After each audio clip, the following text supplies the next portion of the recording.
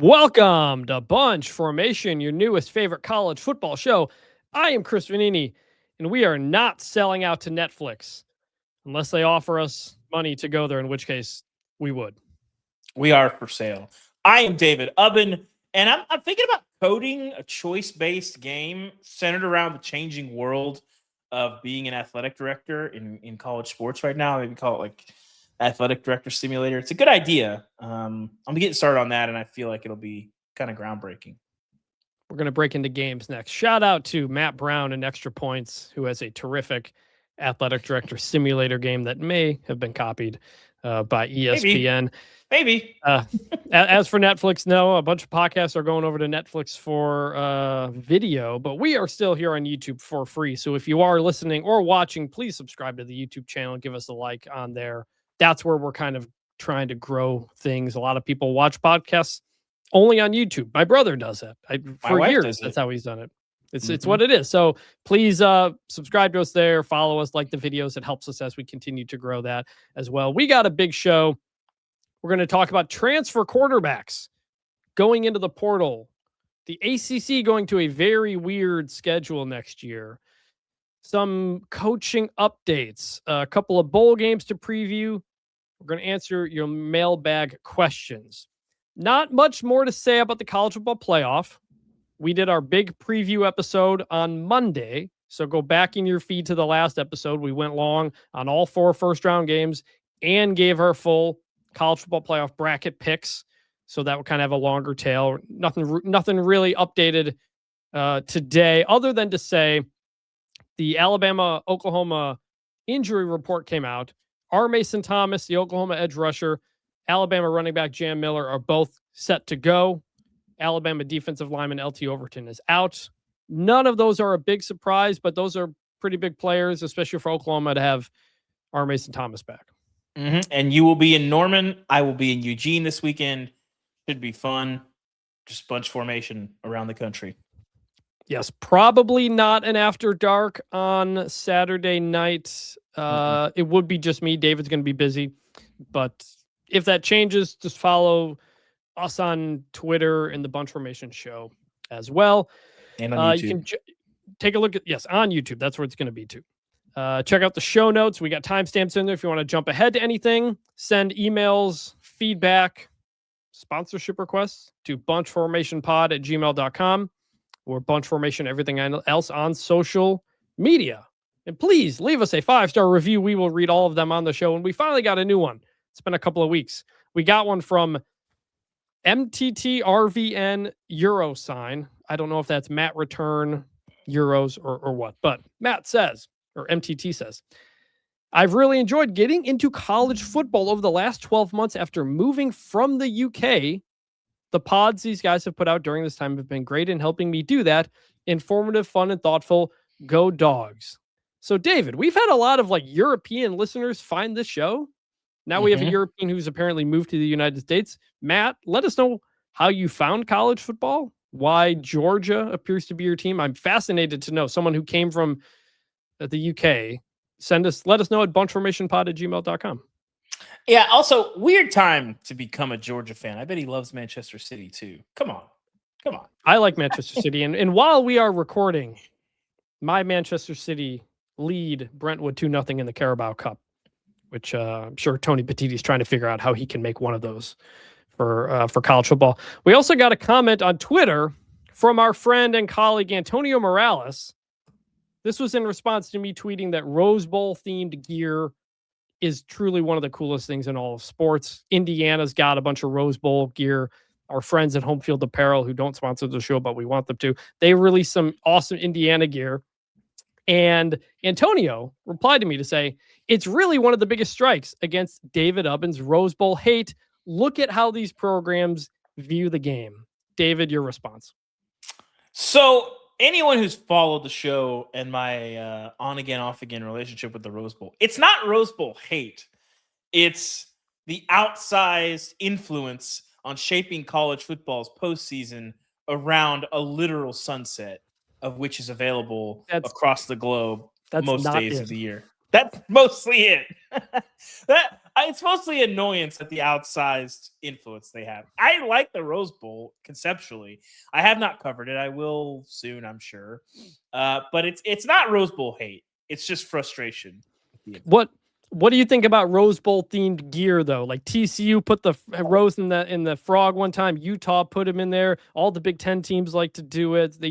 Big Ten teams used to have big patches like on the shoulders about the game and the Rose Bowl and all that stuff. I kind of miss doing that when we had like real, instead everybody just kind of does one little patch for the game or the playoff or whatever. I miss when we'd go all out with these patches, especially for the Rose Bowl. Do you agree though that like that Indiana Rose Bowl gear is very cool? It is good. It's good gear. I did actually on college football, I want to say like 11. I started a dynasty with TCU. I don't remember why, but I was rolling with Casey Pawhall, not to remember some guys, but I would wear the TCU Rose Bowl helmets for no good reason, just on like an October home game. Because listen, TCU, it was a great night at the Rose Bowl. They haven't been back since. It might be a bit before they get back, I think, right? Yeah. They played in LA for the championship, but that was the championship game. But I don't think they have been Rose Bowl since then. But so like you got to make the most of those helmets. It really is beautiful. And it's why like the idea, it used to be like growing up in the Big Ten, if you go to the Rose Bowl and you clinch in your last game, your players are chewing, put a rose in your mouth. It's just a great like visual and a great brand. And it's why I still think it'd be cool to have the Rose Bowl as the national championship, which is not happening. But, we remember some guys on the show. We should remember some games. Do you remember the Champions Bowl that like lived for like a year before the playoffs sort of came in? It was so basically it was the Big 12 and SEC's answer to the Rose Bowl. It was like the Sugar Bowl, but they renamed it. Yeah, it was just a Sugar Bowl. But like, it's the Champions Bowl, and the Big 12 champion and the SEC champion were supposed to meet in that game, but then it got reshaped. I think when they launched the playoff, because I believe it was announced in the BCS era, and they're like, well, if the team's in the BCS championship, then like it's the next team down. So it wasn't actually Champions Bowl, but I don't think that game ever actually happened because I think the playoff it did not. No, because they did the same thing. The Big 12 and the Big 10, Pac-12 did the Rose Bowl, so the SEC Big 12 did one. Yes, but that's what that was. We also got a comment that's basically the TCU to the Big East of football games. We also got a comment. We got comment on Instagram from someone responding to your take about Oklahoma, saying, "quote Bro has not watched Oklahoma at all this year. If he had, he'd know the defense and special teams has made up for the offense's inefficiency." Well, they're in the playoffs, so I do know that they've made up for it. But unfortunately for me, and I guess not you, I have watched Oklahoma this year, and no amount of defense and special teams can make up for your defense's inefficiency or for your offense's inefficiency in me enjoying watching you play. Secret Iowa, I'm on to you. And yes, you did cover the Tennessee-Oklahoma game in person, so you have seen them. All right. Got a lot to talk about in the news, and to do that, we jump into the media scrum. That's why I don't read the newspaper, because it's garbage. The transfer portal may not open up until January 2nd, but that hasn't stopped a lot of major quarterbacks and other players announcing that they intend to enter the transfer portal. Some of them don't have a bowl game to not prepare for. Some of them do. Some of them are going to play. Some of them are not. I got a list of quarterbacks here, David. I'm going to have you and I both rate them 1 to 5 on how interested you are in them. 5 being the highest, basically like a star rating here. Got some starters and a couple of other guys. You ready? Let's do it. Sam Leavitt, formerly at Michigan State and Arizona State, went to the playoff quarterfinals with ASU last year. He's out there. He didn't apparently even go to the team banquet. But what do you think of Sam Leavitt? Love him. Really good player. A little bit of a curious decision. But I think the combination of feeling like he can probably make more money elsewhere, Jordan Tyson going to the NFL, it makes a little bit of sense. But on this list of quarterbacks, he's the only one who's played well in a college football playoff game. Really good player. Arizona State had like a kind of a nightmare season this year, and I thought Kenny Dillingham did a good job of navigating through that and still posting a respectable record. But I don't know how much that was Sam Leavitt's fault. Just a lot of health issues this year. I'm very interested. I mean, he would probably be on the guys who have announced, on the probably the top of my list of guys that I would like to come play for my team. I think so too. He's either like maybe 1A or 1B. I'm gonna say 5 out of 5. Are you the same? Yeah. Mm-hmm. Okay. DJ Lagway at Florida. He was there for 2 years. He saved Billy Napier's job late last season. Did not play great this year. Was hurt a bit. Threw a lot of interceptions. Is not sticking around with new coach John Sumrall. His agent told a couple of outlets that basically Florida didn't make him a priority and he didn't feel wanted, essentially. And that Lagway wanted to stay at Florida, but that he didn't feel Florida wanted him as much. And John Sumrall asked about this, basically kind of no commented, just said he doesn't want to talk about it. DJ Lagway, former 5-star recruit, very, very highly touted guy. How do you feel about him? The tools are there. We know that. You watch him, they do jump off the screen. Accuracy is an issue. Not valuing the football is an issue. Those interceptions against LSU, which to me were kind of the lasting image of DJ Lagway this season. Whereas five interceptions in that game, right? Yes. Whereas, to me, the lasting image of DJ Lagway in 2024 was him shredding Tulane in the bowl game and looking like a really special player. But we never saw that guy this year. Like I said, the accuracy was off. Those interceptions in that LSU game looked like a guy who just, didn't value the ball, didn't care, or at least care enough. Now, I think there's a world in which DJ Lagway in the right ecosystem is rehabilitated and turns into a Heisman candidate. I think that world exists. So I'm going to say a 4 out of 5, just because there's not a lot of guys with that kind of tools and that kind of upside, especially in the portal. This is already going to be a much better quarterback portal crop than last year. Very and much Lagway, so. Well, Lagway is probably my number 3 guy in the portal this year. So here are some of the top quarterbacks from last year's portal. Nico Iamaleava. Carson Beck. John Mateer. Fernando Mendoza won the Heisman Trophy. Luke Croman-Hook. Nope. Darian Mensah. Pretty good. And that's about it. Malik Murphy, Connor Wegman. There was not a lot of dudes in the portal like we feel like there are this year. And there's guys who have played a lot. There's guys who haven't played at a high level a lot or haven't played in big stages. Like Sam Leavitt has been on the biggest stage. DJ Lagway played early. It wasn't originally going to be the starter last year. Eventually kind of comes in injuries to what's the guy from Wisconsin who came there? Graham Mertz, yes. I think I'm going to go 4 out of 5 as well for DJ Lagway because you do see the potential. And he's only played 2 years. I think sometimes, we've had quarterbacks for their places for 5 years and it's like, well, they're so far removed from when they were a 5-star quarterback, or it's so long ago when we saw their best. It's not really the case with Lagway. You still have to really like the upside. He's played, a year and a half-ish of college football, but he's still just going to be a true junior. There is still a lot of ways to go.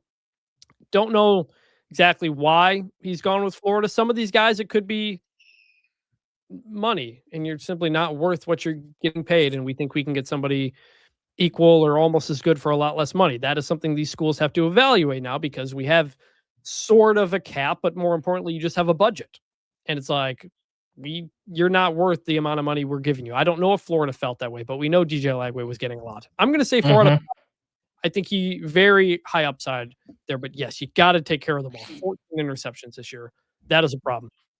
The next one, Dylan Raiola, former number 1 overall quarterback, spent the last 2 years at Nebraska, got hurt this year, missed the second half of the season in the portal. He was originally committed to Georgia back in the day, flipped to Nebraska. He's a Nebraska legacy, but his uncle, I think, who was on the staff, was also let go in the Dom Raiola, offensive line coach. Yeah. Yep. So this was not ultimately a surprise in the end. And the feeling from Nebraska fans is like, most Nebraska fans don't seem too worried about it. How do you feel about it? The question with Dylan Raiola is, what is your tolerance for nonsense? And also, what does your offense look like? Like, I know people, it's jokes and stuff, but like the Mahomes thing, that's going to be a factor if you're coming into a new locker room. Okay. And all the transferring in high school, the recruiting stuff. Like, if you're a coach, it's just like, dude, just play ball. Just play football. It's going to be annoying more than likely. And, maybe his experience at Nebraska sort of changed him in some ways. And maybe you go away from some of that. But like, you're going to have to win over a new locker room, which I think is going to be a challenge for him in some ways, for a lot of those reasons that we've laid out. Like, you're bringing a lot of baggage and a rep in there. Secondly, in the new world of college football, if you want to have anything resembling a quarterback run game, you kind of have to cross off Raiola, because he's a statue back there. He's pretty much not going to give you anything in that front. That doesn't mean he can't be a great player. I do think there's still some upside here, but I want to see a little bit more from him. You saw some spots, but not enough. Like any Nebraska fan that's not losing sleep over this, I can't blame you. Again, the combination of the nonsense stuff and just the kind of average play on the field, I sort of get it. But congratulations to all the Nebraska fans who don't have to keep pretending that the Mahomes stuff isn't weird. I'm very happy for them. Do you remember about midway through the season when Rule was tired of people talking about that? He's like, this guy basically deserves a lot more credit for his play. He was trying to gas him up and saying the Mahomes stuff. Yeah, well, stop doing it. It's weird. Like, listen, you're gonna come into a locker room and there's gonna be people that be like, this dude's corny, and like, maybe you are, maybe you aren't, but it's like corny in a way of like you're really trying really hard, versus the Fernando Mendoza brand of corniness where it's like, I love that guy. Like that guy is all about the team. That guy's all about us. And it doesn't really feel that way with Dylan Raiola. So I think with the quarterbacks, that's the two questions with Raiola is, yes, there is upside, but what is your tolerance for nonsense? Can your locker room handle it? Can your program handle it? If you're rebooting a full roster, like if you could try to bring him in as a guy that you're flipping a roster and you're in a coaching change, that's a high risk proposition. And again, if you want to run your quarterback, it's probably not going to be a good fit. So I think the list of places where he makes sense is trimmed because of that. I also know, like you mentioned, like nonsense and whatever. This isn't like off the field troubles. Like there are levels. No, it's nothing like sinister. It's just like it's just like all of the nonsense in high school of transferring all the bunch of times. To that point, that's a red flag. I believe, I don't know if he played at, but he at least was enrolled at 4 different high schools. Yes. And guys who transfer a lot in high school and then transfer in college, you start to wonder how much are they sticking things out. I think that is the question here. He moved from, I forget where I think they were in California, but he moved like to a Georgia, high school right by Georgia so that he could be closer to the facility and like get ready to go to Georgia. And then he ends up at Nebraska. And was that the COVID year? No, is that someone else? I don't think so. I think it was, and then commits with like a poem. It's this stuff where it's just like, dude, like individually, none of this stuff is like disqualifying or like this. No, I do think, but it's just like, I just would be, if I'm a coach or I'm a new teammate, like I'm going to be looking at you side-eyed and kind of annoyed. And you're going to have to prove that all that stuff that you're bringing in is not who you are. And then, maybe lose the sunglasses, maybe get a haircut. Like maybe change your number. Maybe Mahomes got a haircut. Red and white. You can't get a haircut. Mahomes got a haircut. You can't do a haircut now because that's you got to. If you stick with the haircut, that's when you're not Mahomes. And it's and the one thing is, it's not even like it's not even the Mahomes cosplay. It's the playing dumb about the Mahomes cosplay that is almost doubly so. Like, what are you talking about? What do you mean? What I would exactly say, like him and do all of my warm-ups the exact same and wear the same sunglasses and wear the same number and play for a red and white team after I transferred away. It's just because I'm not upset about it. It's just like it's going to be a factor for people in a locker room. It just is. Okay, but more importantly, he's got to come in and show that he's just about ball. And as for him and ball, the fundamentals have to be better. The Yes. footwork. A lot of has to be back better. foot stuff. He only threw 6 interceptions this year, but he missed a lot of throws because he wasn't stepping into them. And it didn't help that his offensive line was terrible. And you heard Dana Holgorsen say recently that having TJ Lateef in his mobility has helped.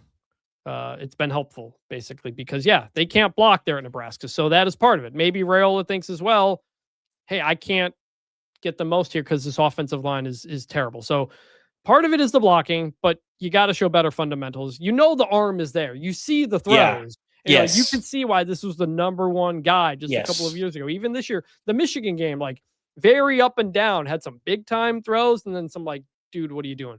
Turnovers a problem, and part of that comes down to footwork. How would you rate him 1 to 5? I would say like a 3.5 out of 5. Like, it's hard because of the tools and because of the upside still. Like, I think him and Lagway, like, the talent is undeniable, and in the right situation, like if they ended up in New York City at some point in their career, I wouldn't be shocked. Like, you could see it, but you're going to need a lot of things to go right and probably be a little bit of a different guy than you were at Florida and Nebraska. So I'm going to say a 3.5 out of 5, just because you're not going to find in the portal a lot of guys with that kind of upside and that kind of tools. If I'm making you get rid of half stars, would you go 3 or 4? 3. I think I'm there too. I think I'm at a 3. Next guy, Brendan Sorsby, coming from Cincinnati, had a very good year. Tough finish to the year. In the portal, but also considering potentially just going to the NFL. Because guys who are coming back, like Lenoris Sellers, like Arch Manning, guys who would have been toward the top of the NFL draft boards, Sorsby could potentially move up in their eyes because of that. So it's not necessarily, he's going to wait and see. Could be a Cam Ward type of situation. Formerly at Indiana, from Dallas. Really, I think nobody thought much of him, but you and I had dinner with him and the Cincinnati contingent at Big 12 Media Days, and everybody there was really high on them. And Scott Satterfield was like, no, I think we're going to have a good team this year. Like, everybody thought Scott Satterfield, hot seat, going to get fired, and offense was real solid, dual threat from him. What do you think? Yeah, continuity helped them this year. I would put him at a 5 out of 5, just because, again, really, you have questions about the tools, like the NFL stuff. Like, if you're a first or second round guy, I'd kind of be like, But there's not a lot of guys in the portal that have more stank on them than Brendan Sorsby, and that's like a good stank. Like, you're never going to question his toughness. You're never going to question like what this guy is about. You love to see what he did on the field. And also, it should be worth, Chris, at that same dinner, our guy, the Godfather, Dante Corleone, ordered what I think it was a 24-ounce tomahawk, and then took a second one to go in his room. One of the most impressive things I've ever seen in my life. As soon as I saw it, I was like, oh, he's going to have a great year. And I think he did. I didn't watch it. but no, Sorsby, 5 out of 5 for me. Big time runner. He will truck people if he needs to. Might maybe want to protect himself a little bit more, but I think whoever gets him is going to be really, really happy. Not a huge fan of like the passing mechanics, but it works. Yeah. He's effective and a lot of experience. Love Sorsby. I think he is a 5 out of 5 for me. Yeah, 27 touchdowns, 5 interceptions, also another 600 yards on the ground and 9 rushing touchdowns. Only completed 61% of his passes, though, a bit lower than you might like. He actually played very well in the loss to TCU to close the game, but not great against Arizona or Utah toward the end of the year. Those were some tough ones. I'm going to say 4 out of 5. I agree with you on kind of just the toughness and the leadership and all that stuff, but there are some like, is he like, can he get you to that top level? Not sure yet, but still very, very good. Be very interesting in terms of where he could go. We'll get to some of those in a minute. Yeah. But next up, Drew Mestamaker, coming from North Texas, a guy who didn't even start in high school, a guy who walked on at North Texas, started the bowl game last year against Texas State because Chandler Morris was leaving. He has an unbelievable game against Texas State, puking in the garbage can. That's when we all get about that. That's when we all got introduced to Drew Mestamaker, and then this year he leads the country in passing, nearly takes North Texas to the college football playoff. What do you think about him? Huge fan of his. He's a guy, like, he's a little bit of an unknown entity to me because of the lack of experience. Like, clearly he's going to have a bunch of upside. It's like those guys who are just like really tall in high school and like start playing basketball when they're in like 10th grade. Like Joel Embiid is a good example of this, where it's like, I don't think we know how good you can be yet. It sounds like it's not a foregone conclusion that he's going to go to Oklahoma State. That's, I think, still the safest bet. Where his coach Eric Morris went to Oklahoma State. Mestamaker, by the way, 6'4". Yes, but the biggest assets for me is he hasn't played that much football, and I watched a decent bit of North Texas this year. You could maybe say USF. He didn't have a whole lot of bad tape out there. Like, he played really strong for pretty much the whole season. And two, the tools you don't maybe love, but processing and accuracy. Like, he's going to be productive. Wherever he goes, he's going to be productive because you can see the field. You can be decisive. You can put the ball where it needs to be. And I love him. I'm going to say like a 4.5 out of 10, leaning 5, just because of that production and upside. I was really close to 5 because when you watch him, some of the tools are like, holy crap. Like, you watch him in North Texas and you realize this guy's going to make so much money next year. North Texas's roster budget as a team was about $2 million. Mestamaker may make double that next year, depending on how this market shakes out. He's big, unbelievable arm. You're like, how did this guy end up walking on at North Texas? Like, you watch these throws, you're like, this is unbelievable. You found an incredible gem. The upside here is incredible. By the way, redshirt freshman. Yeah. Meaning, like, obviously the NFL, you never know. But there is, like, you could get this guy for several years if it all works out that way. The problem, he threw 7 interceptions this year. 6 of those were against USF and Tulane. Yeah. By far the 2 best teams that they played. And so you look at the numbers and you look at the throws and it's unbelievable. But when you watch him against teams better than his team, not nearly as good, forcing some things, some rough turn. I was at the USF game. He started off the first drive unbelievable, and then there were some turnovers in there. You're like, man, that's so. I think, yeah, that may just come with reps though. For a guy who has not started very much at all, I'm gonna go 4-star because of that. That's gonna keep me from making him 5. But man, like, I might like his upside here more than anybody else's. Like, maybe even more than DJ Lagway.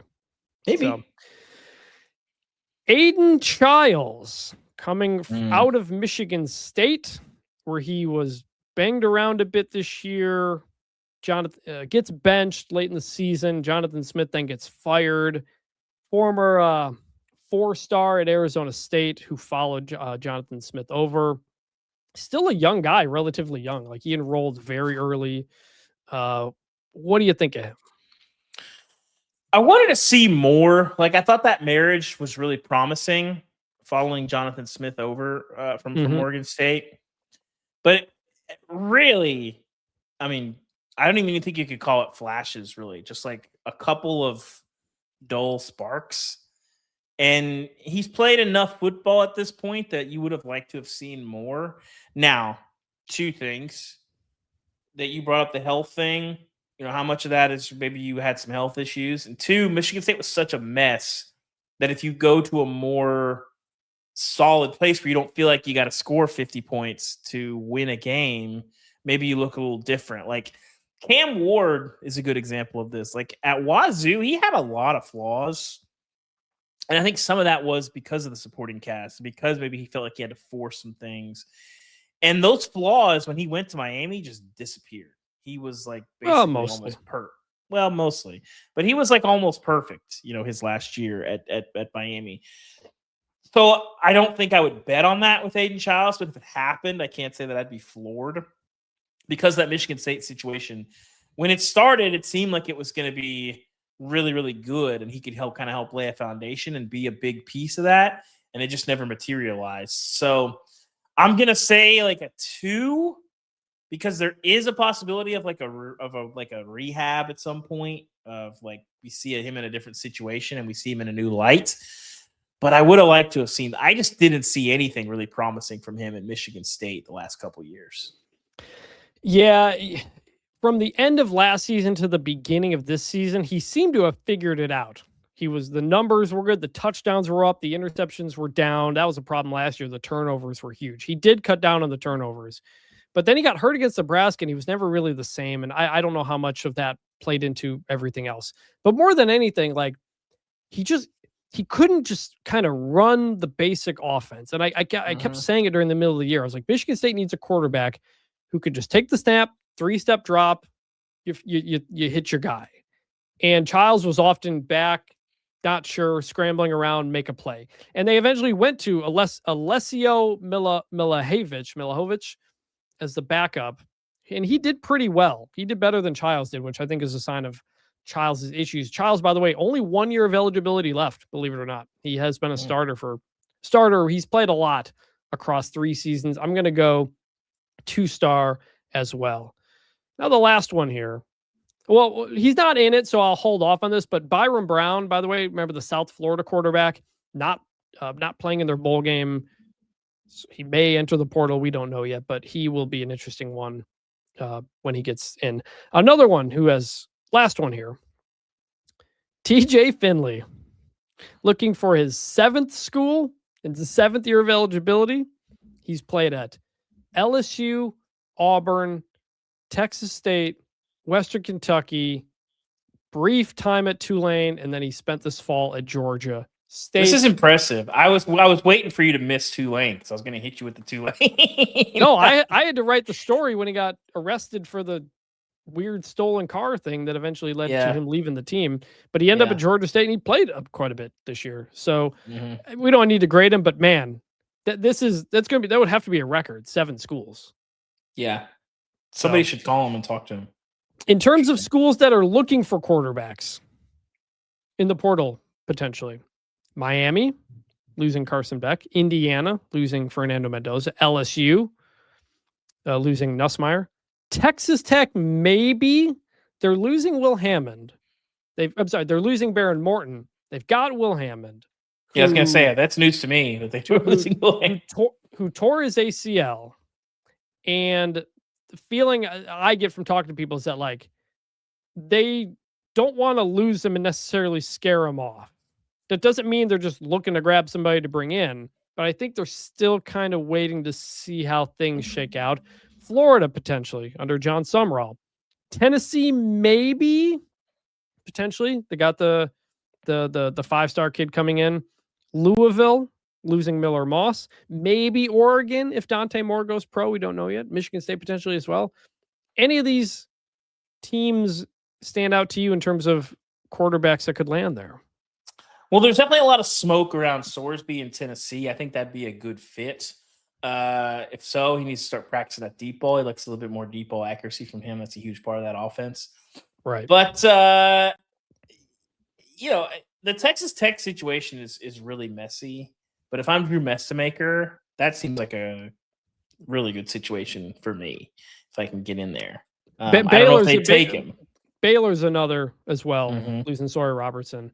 But their money is not quite there. So it's there's a lot of good quarterbacks in this market, which would theoretically kind of lower the price a little bit.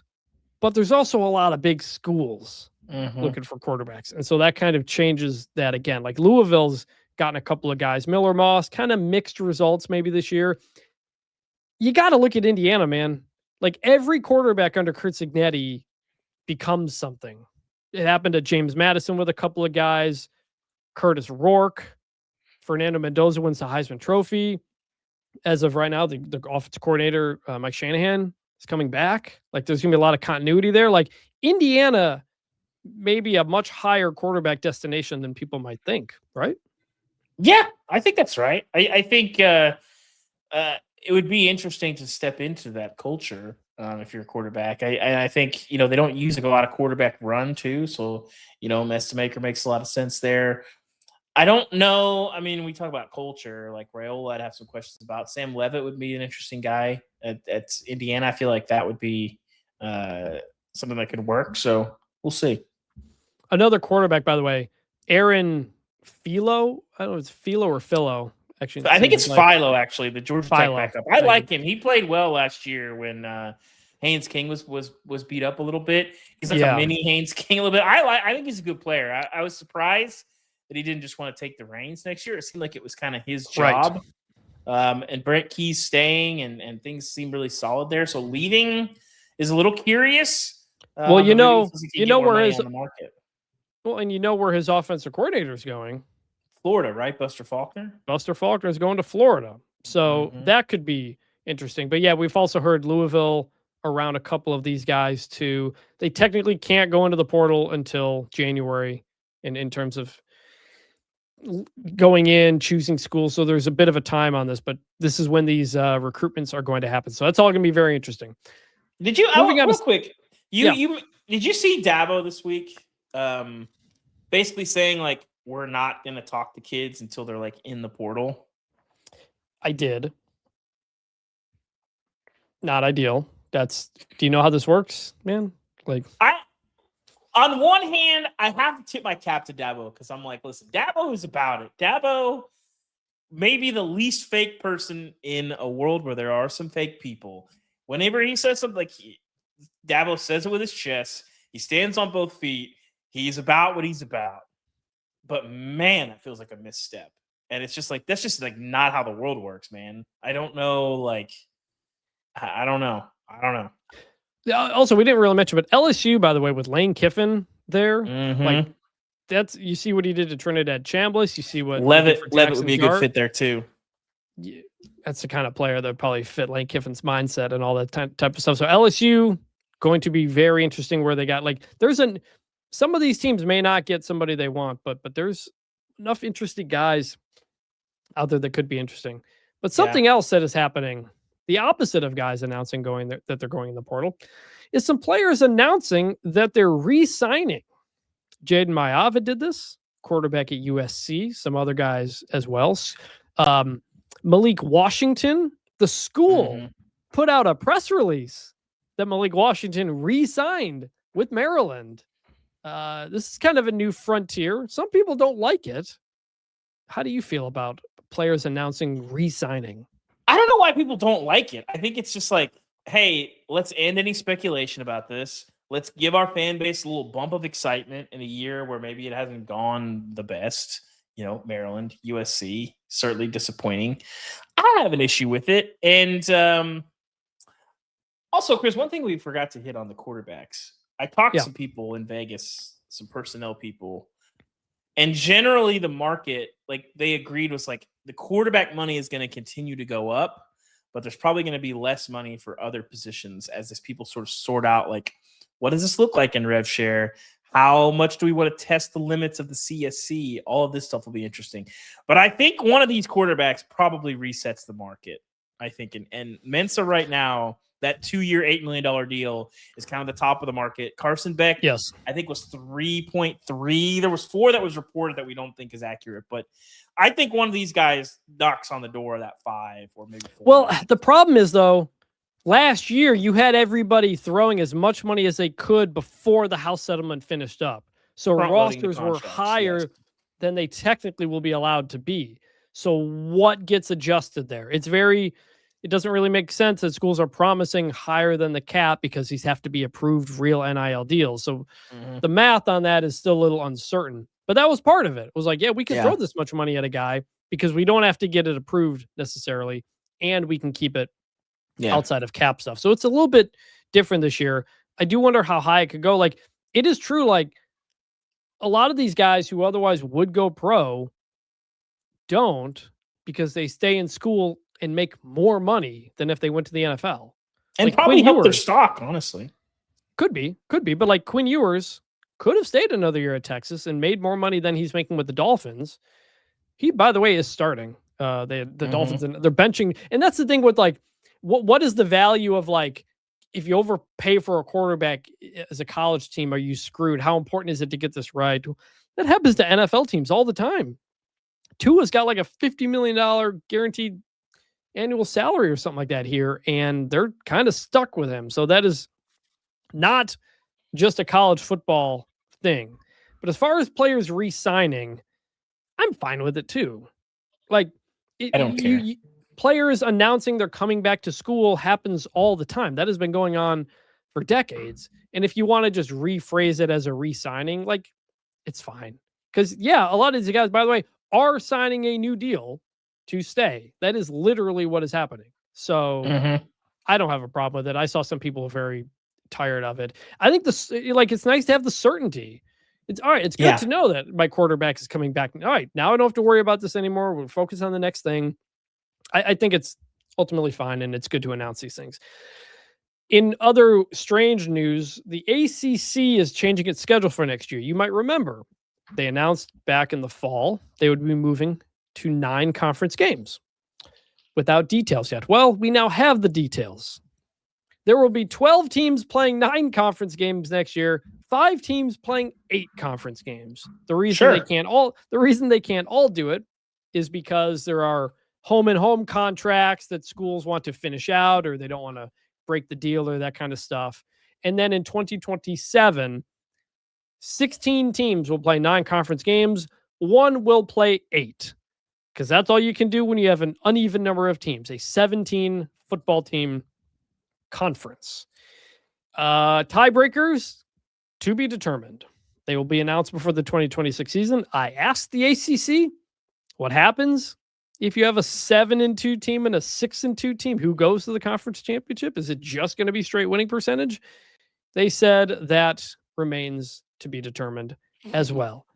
David, so we've never seen anything like this on purpose. We saw it during COVID because games got canceled. You saw it 100 years ago when the 30-member SEC Southern Conference, everybody would play however many conference games they wanted to, but we've never seen it so purposely done like this next year.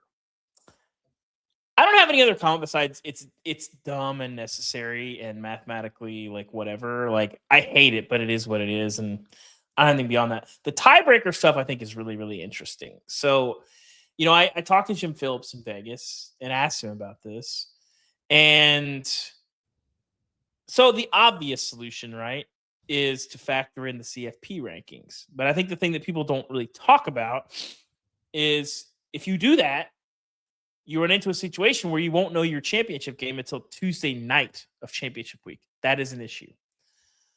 So I asked Jim Phillips, what do you think about that? How do you get around that if you do factor in CFP ranks, which I think they should, but it introduces another different problem.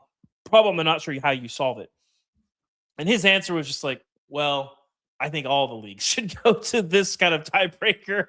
It's so you don't really have a good solution to that. I'm not sure there is a good solution. I think there's a case to be made that if multiple leagues end up doing this, that for that reason, maybe the last 2 rankings reveals are on Sunday. I think that makes a lot of sense, and it doesn't seem like it'd be that hard. Am I wrong about this? Are there any issues with this? Well, the way the group of 5s do it is if you're the highest ranked team and you win, you're in. But that's because there's usually not going to be that many group of 5 teams ranked. I do ultimately think I think it's ultimately where they will go. Yes. And I don't know about moving the ranking show or whatnot, but that is generally how they do it. They're not going to do it for the ACC, but if he was saying he understands there's a lot of confusion within the college football world about all these leagues have slightly different tiebreakers. It's really confusing. This is why we didn't really want to talk about it on the show, because it's not worth even getting in the weeds on. It's and the ACC one, the ACC one came down to opponents winning percentage. Yeah. Mm-hmm. Which is how a SM these weird games, Syracuse impacts Miami and stuff like that. So we don't know what the tiebreakers are going to be. They do not know. But in terms of the schedule next year, I don't know why they had to do this next year. I don't know why you have to halfway do it. Just do the whole thing in 2027 when you can. You'll have everybody but one play 9. Why? I don't understand why we need to do 12 and 5. Why that is rushed is not clear to me. but that is what it is. Also, they all are required to play 10 Power 4 opponents. So if you're only playing 8 conference games, you have to play 2 Power 4 opponents. So it's going to be weird, man. Like, we'll see what the tiebreakers are when they come out of them, but you could have some very strange teams with unequal records. And, you could just do what the Big Ten did in 2020, which is change your rules halfway through the season. So Indiana can't go and Ohio State gets to go instead. Michigan coaching search update, kind of. Nothing, no major movement yet. But Kenny Dillingham, the head coach at Arizona State, continues to be asked about this because it's believed that Michigan is interested in him for good reason. And Kenny Dillingham is not saying no. He's not saying, I'm going to be here. Kalen DeBoer did say that, the Alabama coach. He was asked, he put out a statement last week, said he's not talking to anybody, doesn't want to talk to anybody. He was asked directly this week at his press conference, will you be the coach at Alabama next year? Twice. And he eventually said yes. It wasn't a clean way to get there, but he did say yes. Kenny Dillingham hasn't said that. He has said, it's my job to do what's best for everybody here and everybody in the foxhole with me and all this kind of stuff. And there's 2 ways to read it. I think one, maybe he is actually interested in Michigan. But the other part of that is he is going through contract negotiations with Arizona State. He needs more resources at Arizona State. You may have noticed we talked about it earlier on the show. Sam Leavitt's not coming back. And losing your very good future NFL quarterback is not a position any coach wants to be in. Michigan has a lot more to offer on that front. So what Dillingham, this is the second time he's done this too. The previous kind of carousel a couple weeks ago, he was really trying to not say, yes, I'm coming back, because then you're giving up your leverage.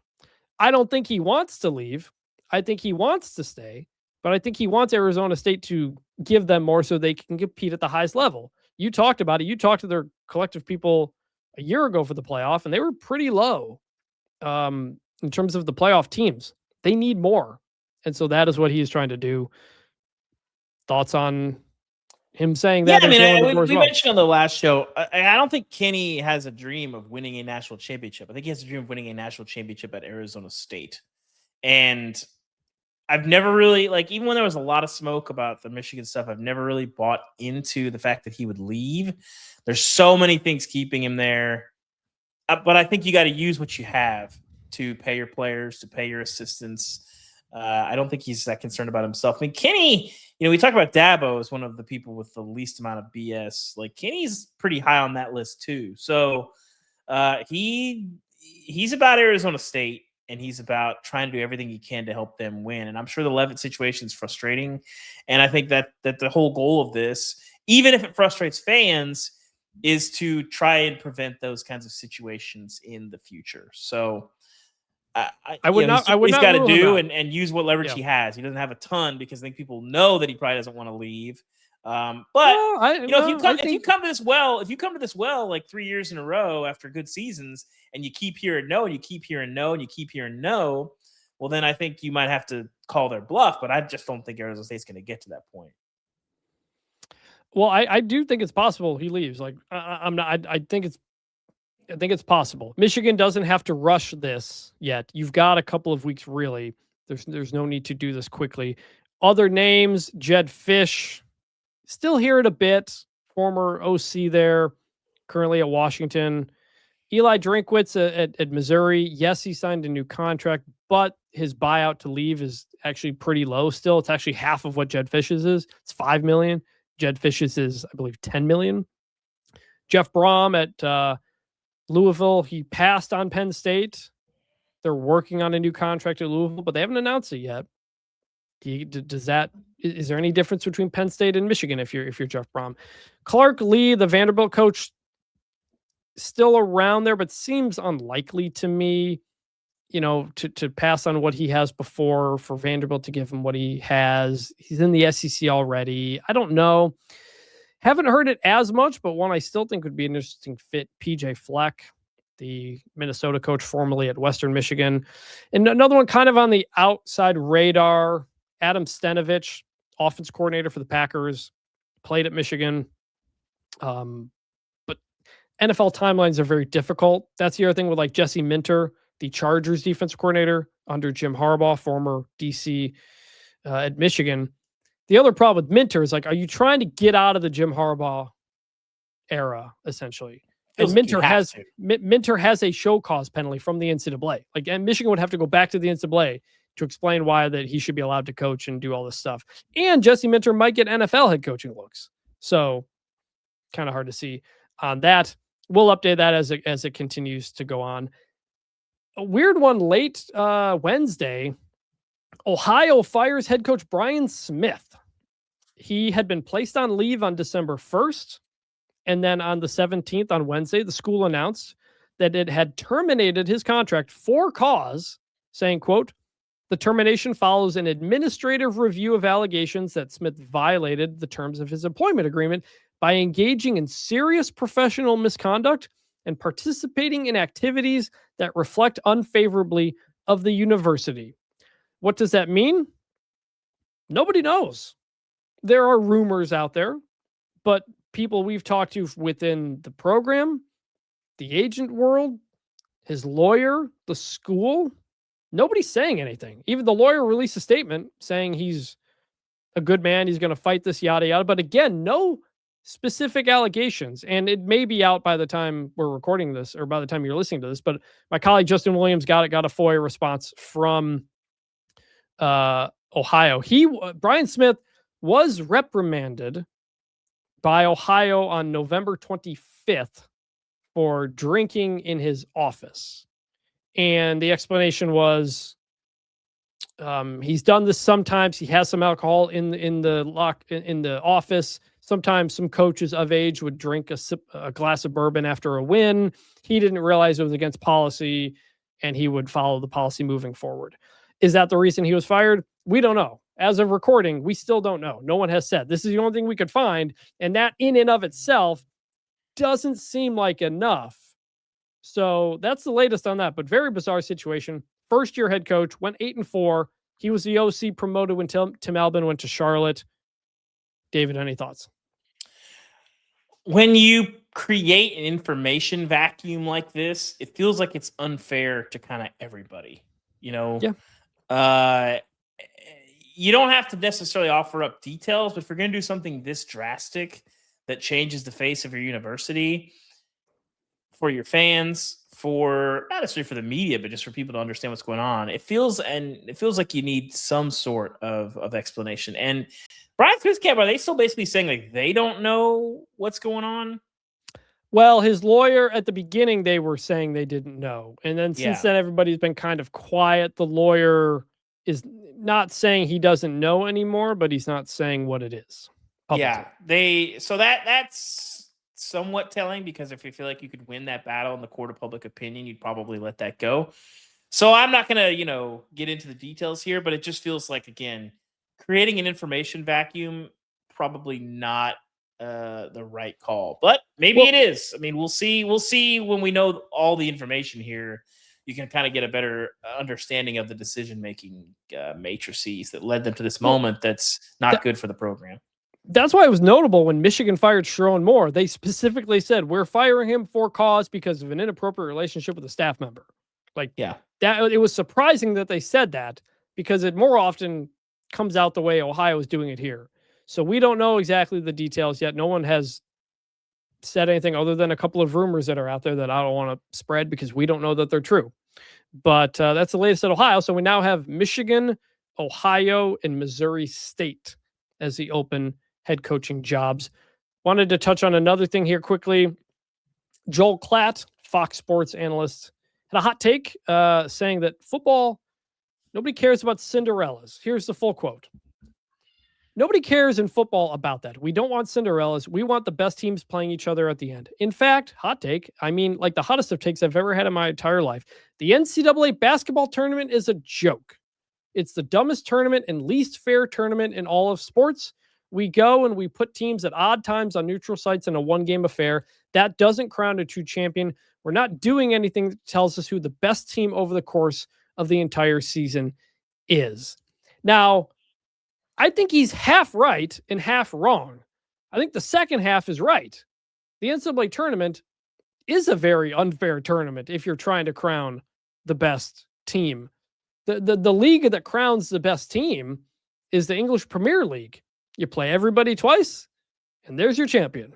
Like, that's it. Everybody's the exact same schedule, and we determine it from there.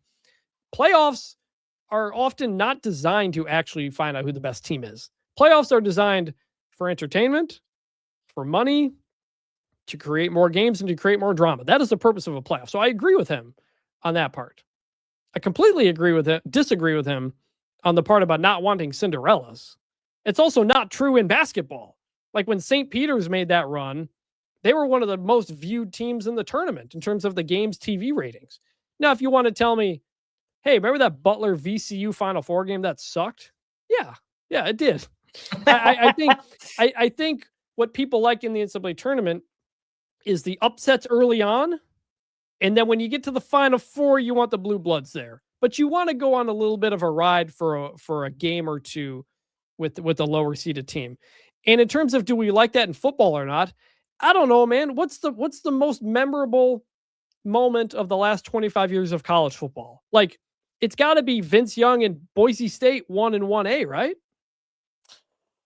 Yes, but let's in the playoff era, it's probably TCU over Michigan, right? That were like a touchdown dog. I mean, they were a Big 12. They were a Big 12 team at that point. But what's unspoken here is that the most common thing. Some of this is still residual resentment from last year, like the Indiana loss and the SMU loss and the Boise loss. Getting a bye, yeah. Yeah, I think this is some of that residual stuff. Because you can say that. I agree that people don't want to watch Cinderella get their glass slipper smashed against their head. But if James Madison or Tulane wins this week, I think you're gonna see a lot of people rally around them, get excited about that. We just have never seen it. I think there's a lot of people who don't believe it's possible. And maybe it's not this year, but eventually I think you're going to see one of these G5 teams win in the right matchup. I don't know if this is the right matchup for either of these teams, but I totally disagree that people don't want this. I think just what's unspoken here is that we don't want teams getting entrance. I say we. There is a portion of the college football fandom subsect that doesn't like G5 teams getting in because they don't think they can win. It's not even that. Contrary. It's not just about not liking they don't like G5 football at all. And they will tell you that they actually do and pretend that they like all of college football. They don't. They just want to see the biggest brands play. And that's your priority. But a lot of these people who are saying the G5 should have their own playoff. Look how awesome this would be. One, you wouldn't watch it. Mm-hmm. Two, the fans of those teams don't want it. Like, Tulane's run out of playoff gear that they're selling at their store. Like, this matters to these schools to get there.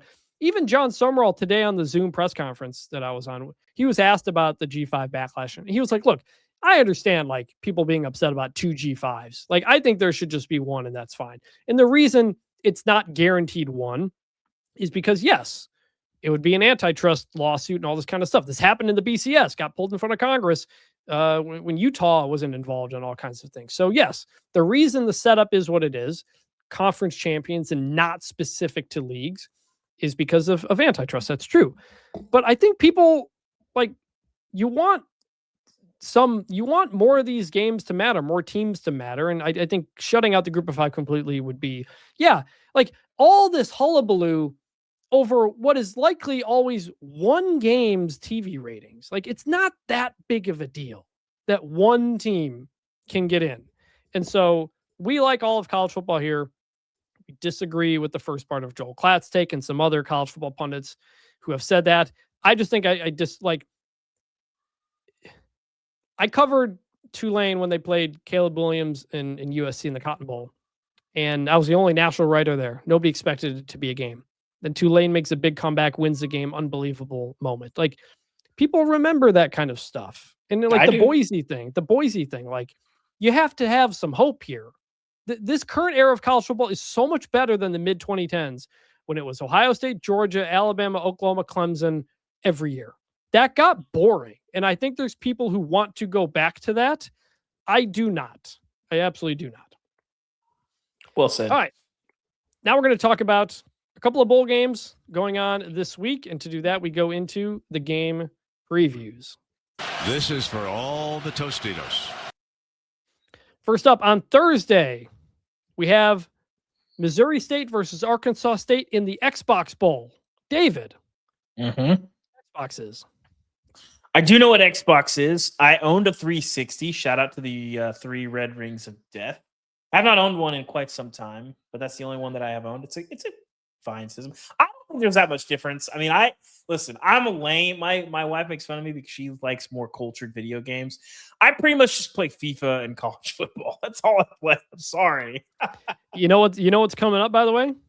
I believe Bunch Formation Bowl 2 is coming. Correct. You and I are next up on the schedule on our College Football 26 Media Dynasty. We will try to stream that on YouTube again. Keep an eye out for that. Yeah, probably next week. Yeah, you're probably leaving tomorrow. It'll be next week.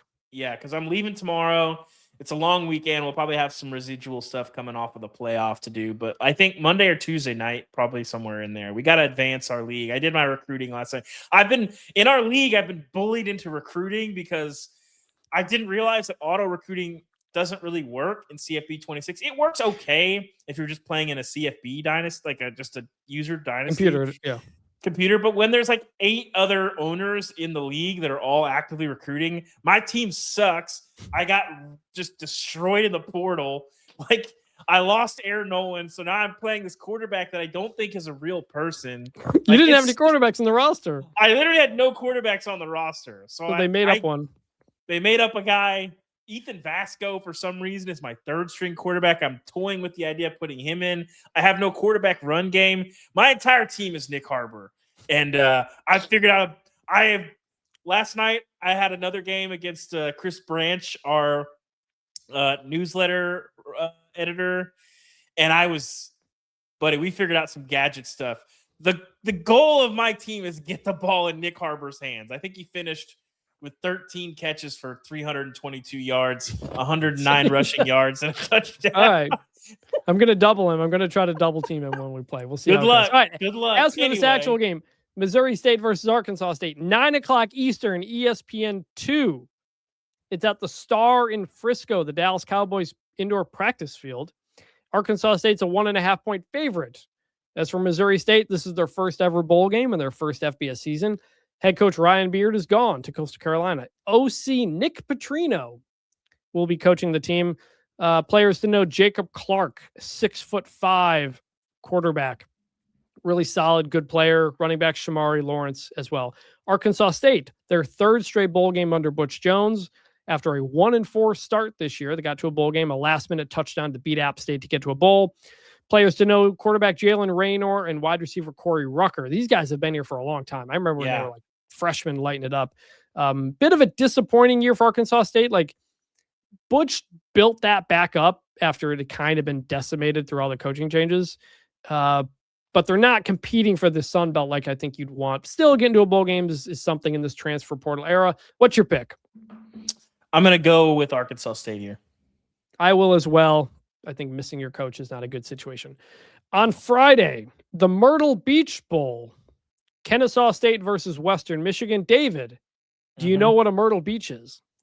So, near the end of my paternity leave, when we had our first kid, my wife and I went to Charleston just to get out of the house. In retrospect, we should have traveled more when we had a tiny infant. We just didn't know.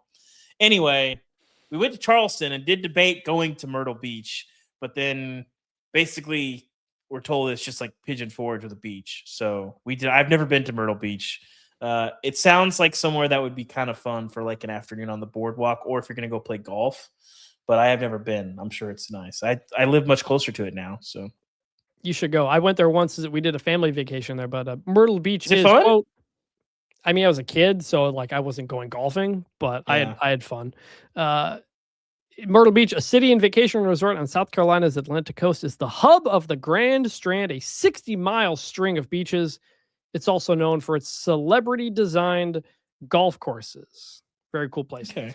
As for the game, Kennesaw State, Western Michigan, 11 a.m. ESPN. We got midday weekday games coming back, folks. Western Michigan, a 3-point favorite. Western Michigan won the MAC They are led by quarterback Brock Lowry, who had 14 rushing touchdowns this year. Also running back Jalen Buckley. They like to ground it and pound it. Kennesaw State, Conference USA champion. Here's your Champions Bowl, David. It's right here. It's the Myrtle Beach Bowl. This is Go ahead. This is Kennesaw State's first bowl game, their second FBS season. Quarterback Amari Odom famously converted that 4th and 14 to keep the conference championship alive. Cost me a pick, gave David a point. I'm still mad.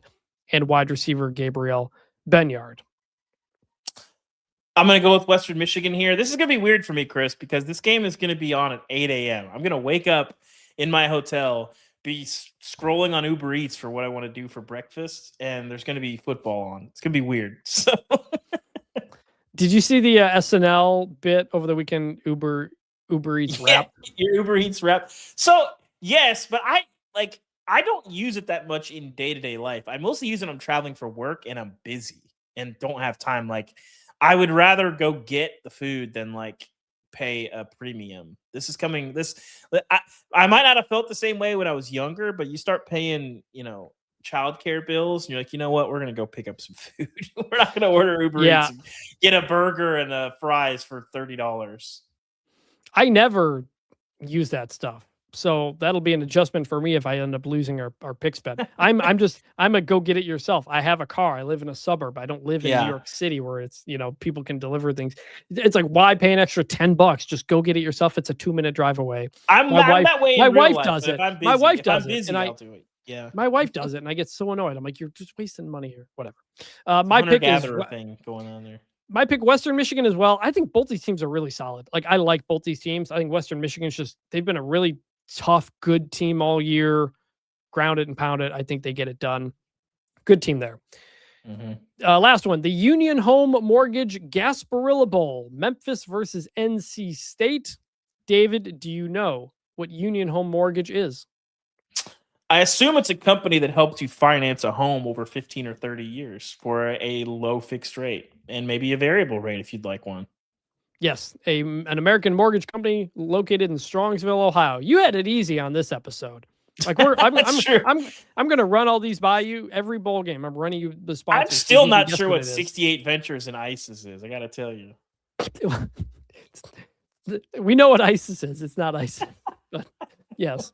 By the way, Jacksonville State won that game. Troy almost completed a Hail Mary to win it. I know. I watched the end of it on my phone while I should have been going to sleep, but I got sucked into watching the Murdoch Murders on Hulu. Good show. But I was watching it on my phone, and I was like, shout out to you, Jacksonville State. Congratulations. This is the game in Tampa Bay, Raymond James Stadium. Memphis, NC State, a 4.5-point favorite. This game's at 2:30 Eastern on ESPN on Friday, so it'll be after your Myrtle Beach Bowl. Memphis, coach is gone. Ryan Silverfield gone to Arkansas. However, Memphis has won 5 straight bowl games, notably quarterback Brendan Lewis, who David never believed in, wide receiver Kotex Branham Jr., really good. Dude's had some really highlight one-handed catches from Memphis this year. Good player. As far as we know right now, they have not opted out. NC State, meanwhile, 13 bowl games in 16 years. It's a good run of success. Dave Doran, by the way, now the 4th longest tenured head coach in all of FBS. Believe it or not. Interesting. They are led by 6'6" quarterback CJ Bailey. A lot of tall quarterbacks on this episode. Love him. And wide receiver Hollywood Smothers. CJ Bailey, another one potentially to watch for the portal, but as of now, no. What do you think? Big fan of Bailey and Smothers. I think Memphis, this is going to be kind of messy with all of the change and all that stuff. That's always tough in bowl games. NC State here, I like it. Give me Bailey and Smothers. I'm going to go NC State as well because of the coaching change. All right, now we're going to get to a couple of your mailbag questions. And to do that, we go into the mailbag. I'm not going to, so quit asking. From Keenan, says, hey, David and Chris, love the show. I've been an Until Saturday listener for many years, but don't tune into the offseason too much. So I was quite worried when I couldn't find it in my feed when football started up this summer, but very relieved to find the new show. And I think it's awesome you guys are keeping it going.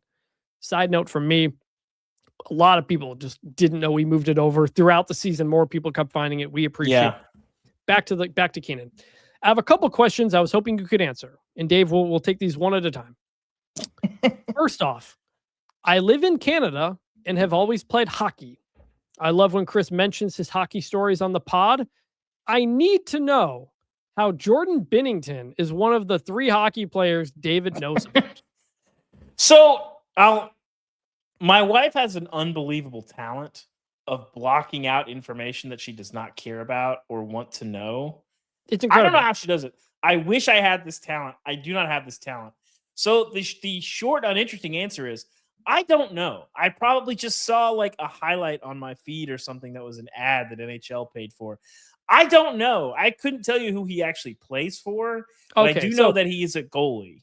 My question, because he played for St. Louis Blues, so I was wondering, like Missouri, St. Louis, was there a No? Blues I don't connection know. there? I don't have a good answer for how I know him. I just Is it sometimes if I see something, like I can't pick what digs deep into my brain and doesn't leave.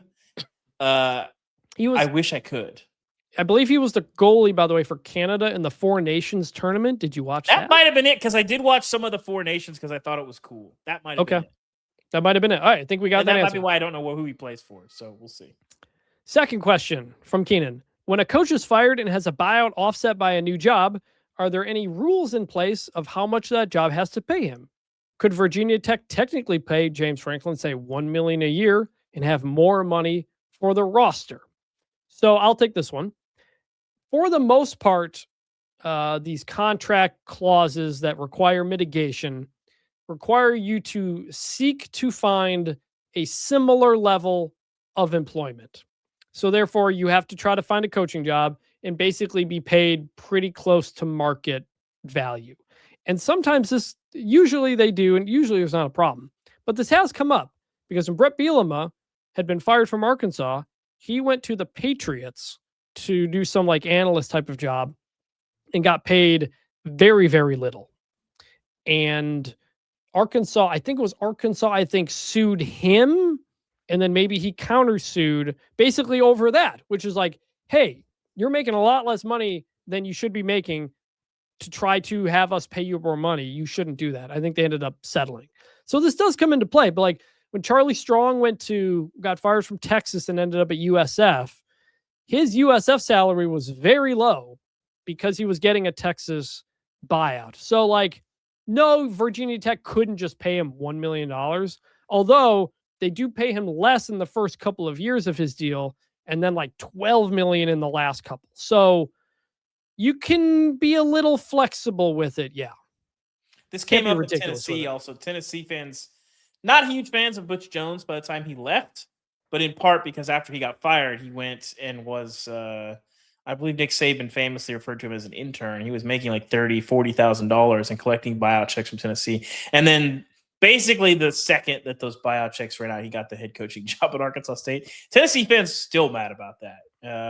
I don't know why Tennessee didn't push more. I wondered that while it was happening because I was covering the team while it was happening. I was like, if you don't like this that much, like it does seem to be sort of against the spirit of the buyout, but also like, respect the hustle. Well, I'd have to see like some contracts just say it's offset by whatever your job is. Some of them say it's probably the language in the contract. Some of them say you must try to get similar level of employment. And Brian Kelly says that. So I don't know exactly how that one's going to work, but there you go. Thank you for the questions, Keenan. Question from Adam Skirto. We got several questions here about redoing the playoff. So I'll just touch on 2 of these and kind of put it together. Adam Skirto says, given how this playoff field ended up, I'm curious what you think a structural fix looks like. I would argue the problem is not with the 12-team format. I think 16 is too many, and adding 4 pretty good teams won't fix anything. Rather, conferences being too big means championship games are too random. I also chafe at getting rid of championship games because it means we're determining champions by even more random tiebreakers. Yuck. And secondly, as a long-suffering Colorado fan, I think competing for the conference title is still meaningful to all but the top dozen blue blood schools. See Indiana's celebration. How would you navigate that? And then we had another question from Lincoln who said, hey guys, I know you talked about a bit about expanding to the 16-team format if conference championships were still around. But if you had complete control of the playoff format, how would you do it? David, not including the 8-team thing that I know you want to do, but given where we are now versus bigger, what would you do? I would keep the 12 team since we can't do 8.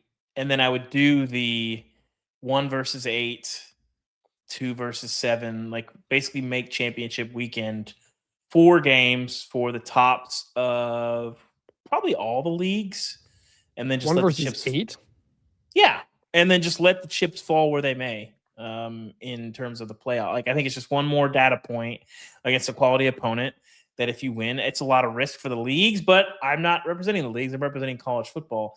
And I will say that if you do chafe at getting rid of championship games, some Gold Bond can fix that. So not a sponsor of the show, but we're open to it. Gold Bond, bunchformationpod@gmail.com. Mhm. But so you're saying you would have like the SEC number 1 play the SEC number 8, the winner Yes. goes in, the loser goes home?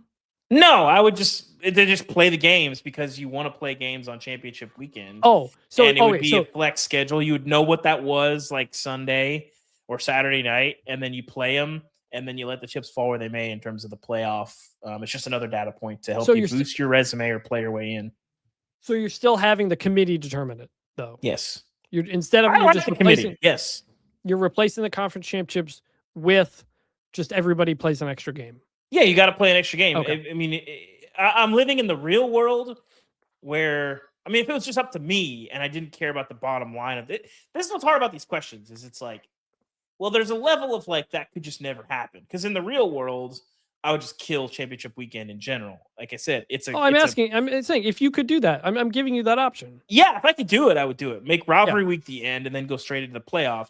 Championship week is a tradition and a event for a postseason that does not exist anymore. It doesn't serve a purpose. And you can still crown a conference champion. You can still do that. There's no one stopping you from doing that. You might have some co-champions in there, but I think you still have that and you go straight to the playoff. I like the weekend event, but there's too much money. I think I would go back to last year where the conference championship gives you a first round bye for the top 4 that win it. I think that made these conference championships far less relevant this year. They overreacted one year because Ohio State won the championship and Boise State got a bye. Like, oh, we got to change the seating again. That really made conference championship winning that mean nothing. So I would just go back to last year what it was with 12, or I would expand to 16 and figure out a way for everybody to play a first round home game. No 4 teams play to get into the 12 team field. That's the 16 team bracket that a lot of the commissioners have talked about because there's no room to fit it on the schedule. To me, you just fit on the schedule. The first weekend, I might move everything back a week if you do that. As in Army, Navy, great game, love it. Sorry, I think we should play the playoff then and get that first round ahead of the NFL playing on Saturdays, and then otherwise do it the same. But I liked last year's format, I think, better than this year's, but it is what it is. So, all right, I had a couple other questions, but we're going along. We'll get to those in a future episode. And now we're going to end the show the way we always do, and that is by remembering some guys. It's better than this. Guys being dudes. And since James Madison is playing in the playoff this weekend, I'm going to go with former James Madison quarterback Ben DiNucci. Spent a couple years at Pitt, a couple years at James Madison, took JMU to an FCS championship game appearance, 7th round pick, bounced around the NFL and some of the spring leagues the last couple of years. Very fun follow on Twitter as well. Very funny guy, but and a good Italian boy as well. Ben DiNucci. I am also going to remember a different guy. Chuck Ninus died this week, 93 years old. You would be hard pressed to find somebody in college sports who more people, or a higher percentage of people in a variety of conferences respected, cared about his opinion, and saw him as sort of a godfather of sorts. I got to know him a little bit when he was the interim commissioner of the Big 12. When they were kind of going through their thing about a decade ago. And just a smart guy, has interesting things and interesting perspective. Was the commissioner of the Big 8 back in the day, was commissioner of the College Football Association, was hugely responsible for the way that college football works on TV today, worked with the Olympic Committee. he just had touched everything in the sport and knew everybody, and that was a big reason why the Big 12 turned to him in that moment. And that was obviously when I got to know him when I was, working. But just a sad day for college sports and college football. Again, just a guy that had a tremendous amount of respect from people in his field. So condolences to his family on his loss. But man, what a life in college sports. 93 years for Chuck Ninus. Yes, very impactful on the college football that you see today. Listener AJ Howard sent in, hey, Chris and David, I got to remember some guys' nomination. I nominate Max Bulla, former Michigan State linebacker in the early 2010s. He was the quintessential middle linebacker and was the leader of some of the best defenses in MSU history. First team All Big Ten twice, third team All America senior year. But I remember him as a guy who made everyone around him better and was a Spartan through and through. There's also the mysterious suspension for the 2014 Rose Bowl his senior year, which will always be remembered at Michigan State. Many MSU fans have been clamoring recently for Bulla to come back as the next head coach or DC. Chris, do you think he could be ready to take that jump? Assuming Jonathan Smith will be gone after the season, this was sent in before the coaching change. Appreciate you guys in the pod. It's helped me keep my college football fandom going strong, even amidst these dark times of Michigan State football. At least my other team, Western Michigan, is in the hunt for a MAC championship. AJ, first off, congratulations on that MAC championship for Western Michigan. And second of all, your question has kind of already been answered because Michigan State did hire Max Bulla as, I believe, co-defensive coordinator and linebackers coach. He has been the linebackers coach at Notre Dame for the last couple of seasons. And I wrote a list of 25 rising star coaches before the season in August. And he was on that list because people at Notre Dame really, really raved about him. And Pat Fitzgerald bringing Max Bulla in to be on the staff, I think is a big move. A lot of former players wanted him back. I think that's a goodwill type of move for Pat Fitzgerald, but also just got a coach who's apparently doing a very good job. I remember him very fondly. The Bulla family, like generations that played at Michigan State. And David, you know how some players will have a tattoo of a team's logo somewhere? Brett Bielema's got the Iowa logo like on his ankle or something like that because he played there even when he coached at Wisconsin. You know how that's like a thing? Yeah, my favorite Bill Snyder conspiracy, I think, was that he always wore long sleeves. I think it was him because people thought he had an Iowa tattoo somewhere on him. I don't know that that's true or not, but I always thought it was very funny that was a good conspiracy. Yes. Max Bulla had tattooed on his biceps.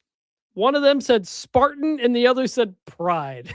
So that is if you Google Max Bulla, that will come up. There's a picture of him flexing after a tackle and says Spartan Pride. It's like a classic Future San Jose State head coach. I like it.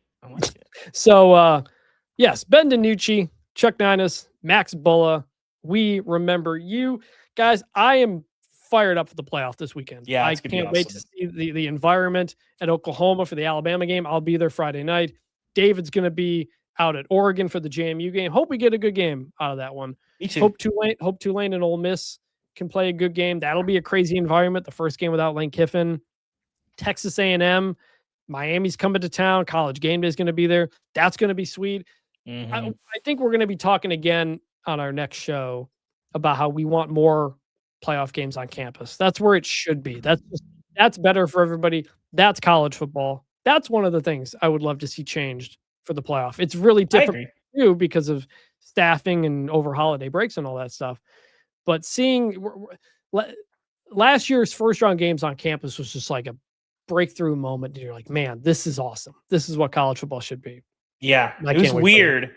I think this will be less weird, but I don't know. I mean, like, I'm not going to spend a ton of time in Eugene. I'm staying in Portland, so I won't be like I was in Columbus last year for like 24, 30 something hours before the game. So like you could feel it. Like I watched the Notre Dame Indiana game, like in a packed sports bar. Some of our staff met up there, and then it was just full of Tennessee and Ohio State fans. And it was like, you could kind of feel the energy. So it'll be a little bit different, but I'm going to watch. I found a spot, I think, to watch the games during the day because I'm covering the primetime game. So I'll watch the first game and then kind of my way over to the stadium. Watch the second game on my phone, or not on my phone, on my laptop in the press box.